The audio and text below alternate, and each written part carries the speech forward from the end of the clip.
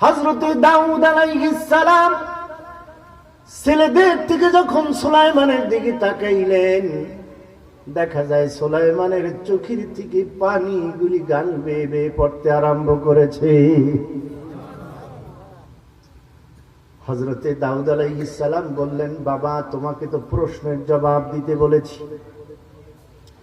তোমাকে তো আমি কাঁদতে বলি নাই, তোমাকে আমি প্রশ্নের জবাব দিতে বলেছি। হযরতে সুলাইমান বলতেছে, বাবা, কেউ বলেছে মাটির দাম নাই, কেউ বলেছে পানির দাম নাই। রব্বুল ইজ্জতের দরবারে অসংখ্য অগণিত শুকর যে মহান প্রভু আপনাকে আমাকে অত্যন্ত মহব্বত করে, ভালোবেসে, আদর করে, যাচাই করে, বাছাই করে এই পবিত্র মজলিসের মধ্যে নিয়ে এসেছেন। কেননা এখানে আমরা বুদ্ধির কারণে আসতে পারি নাই। কি বুদ্ধির কারণে আসছি? শক্তির বলে আসি নাই। আমাদেরকে কোনো এক মহাসত্তা আমাদেরকে নিয়ে এসেছেন। সেই মাবুদের নামটি জোরে একটু বলেন তো, তিনি কে? ওই মাবুদের দরবারে শুকরিয়া জানাই, যিনি পৃথিবীর 18,000 মখলুকের মধ্যে আপনাকে আমাকে আশরাফুল মখলুকাত বানিয়েছেন এবং পৃথিবীর শ্রেষ্ঠতম মহামানবের উম্মত করে মুসলমান হিসেবে তৈরি করে পৃথিবীতে প্রেরিত 104খানা আসমানি কিতাবের মধ্যে সর্বোৎকৃষ্ট এবং সর্বশ্রেষ্ঠ গ্রন্থ, মহাগ্রন্থ আল কোরআনুল কারীম আপনার আমার পথদর্শন হিসেবে মনোনীত করেছেন। ওই মাবুদের দরবারে শুকরিয়া জানাই, যিনি আমাদেরকে এখানে নিয়ে এসেছেন। সকলে অন্তরের সকল দরওয়াজা খুলে দিয়ে আকাশ বাতাসকে মুখরিত করে জোরে সোরে চিৎকার মেরে বলি আলহামদুলিল্লাহ। না বরবাদ রফতে সেহর গাও শাম, না বরবাদ রফতে সেহর গাও শাম, শরীরে সুলাইমান আলাইহিস সালাম। পৃথিবীর মধ্যে 4 জন লোক সারা পৃথিবী শাসন করেছে। কয়জন? মনে রাখবেন কিন্তু, কয়জন? 2 জন মুসলমান, 2 জন কাফের। এর মধ্যে একজন হইল হযরতে সুলাইমান আলাইহিস সালাম। এই সুলাইমান আলাইহিস সালামের বাবার নাম কি? হযরতে দাউদ আলাইহিস সালাম। দাউদ আলাইহিস সালামের একটা মুজিজা ছিল, লোহা যদি তার হাতের মধ্যে নিয়ে চাপ দিত এটা পানি হয়ে যেত। সুবহানাল্লাহ। এমন কোন বীর আছে যে লোহা তো ভালো, মাটিকে পানি বানাইতে পারে? আছে?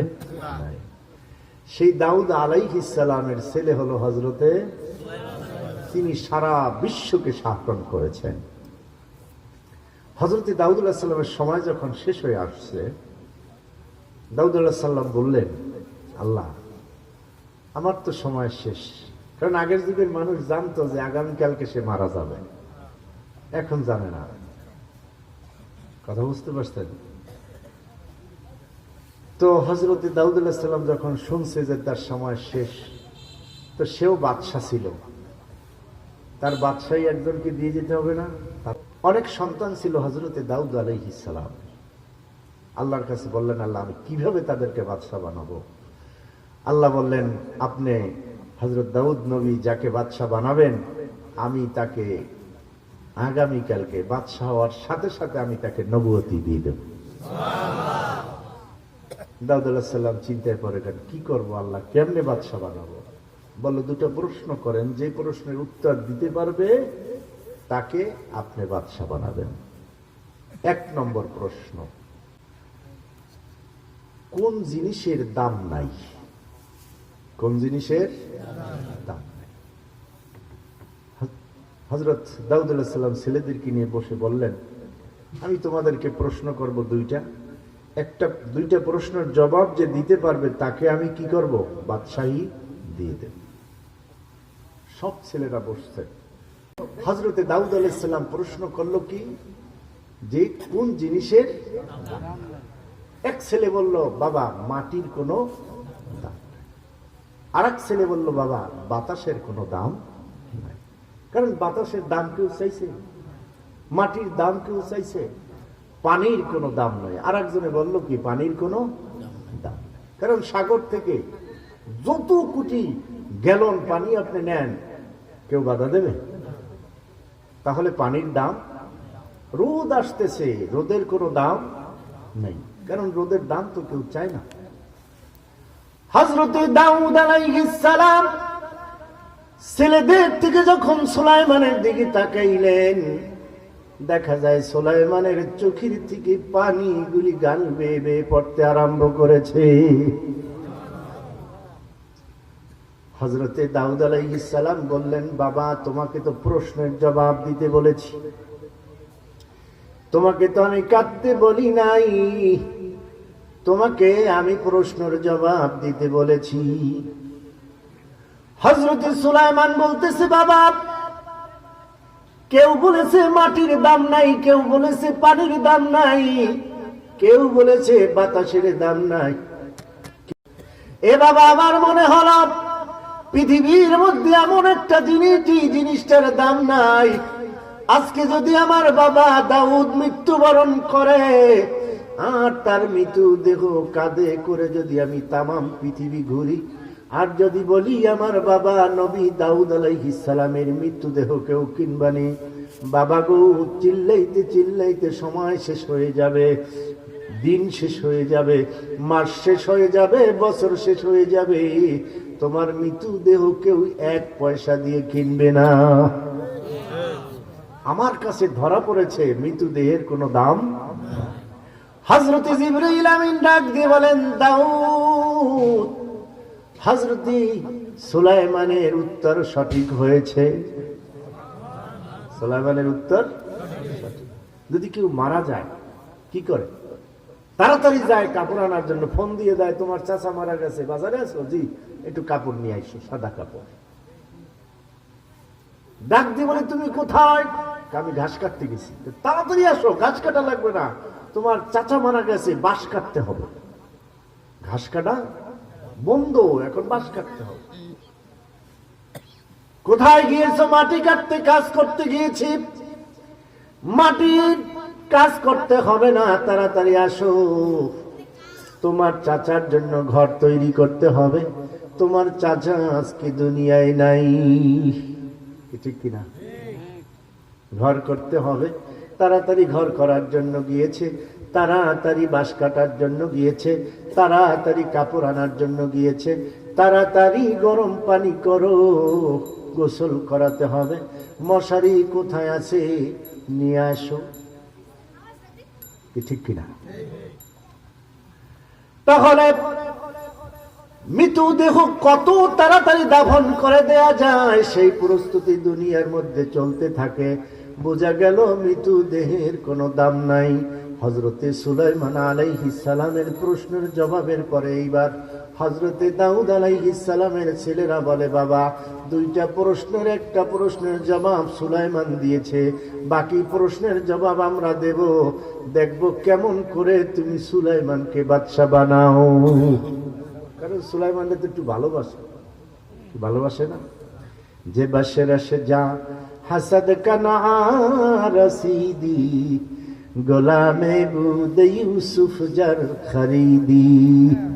হযরত ইউসুফ আলাইহিস সালামকে হযরত ইয়াকুব আলাইহিস সালাম একটু বেশি ভালোবাসতেন, কি ঠিক কিনা? এই হযরত ইউসুফ আলাইহিস সালাম আল্লাহর গুণগানের তাফসীর করছে একটানা 40 দিন।